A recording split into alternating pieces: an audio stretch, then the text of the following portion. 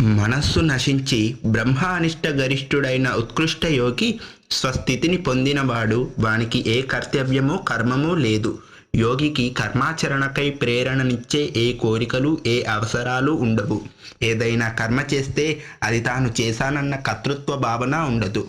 ఫలాపేక్ష ఉండదు. అతడు దేహాభిభిన్నుడై, కర్మఫల సంయోగ శూన్యుడై, వాసనారహితుడై, అంతఃస్థుఖి అయి, ఆత్మారాముడై, తాను కర్తను అనే భావం లేకుండా ఉంటాడు.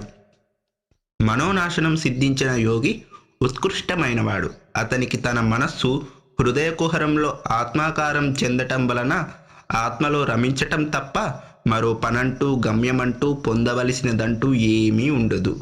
వారు మౌనంగా ఉన్న, వ్యవహారంలో ఉన్న లోక కళ్యాణం జరుగుతుంది.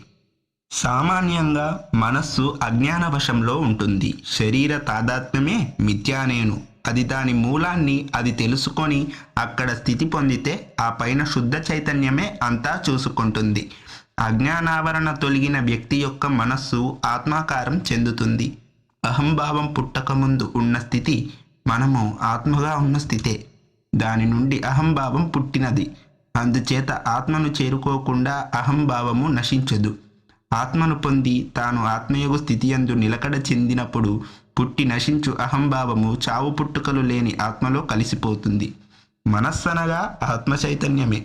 అది అంతఃకరణముతో చేరిన వలన సంకల్ప ధర్మము ఏర్పడింది. శుద్ధ మనస్సు గుణములతో చేరి అజ్ఞాన కాలుష్యము చెంది అవిద్యావరణ వల్ల ఆత్మ విస్తృతి బడిసెను.